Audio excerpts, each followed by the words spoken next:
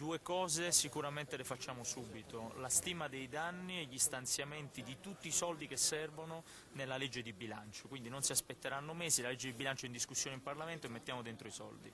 Due, i ristori agli imprenditori e alle imprese che hanno subito danni saranno diretti e non con credito d'imposta, significa che erogheremo i fondi man mano che che avranno stimato i danni.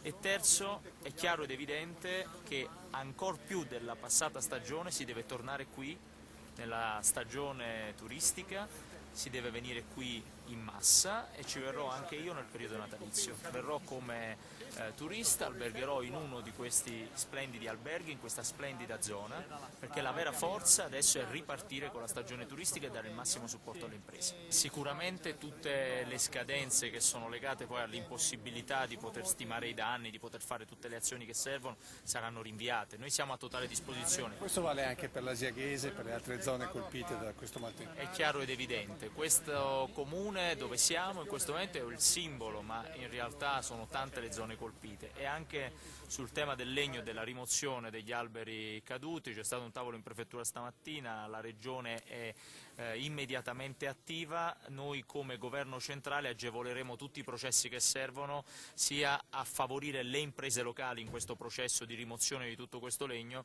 e sia ad aiutare le amministrazioni locali.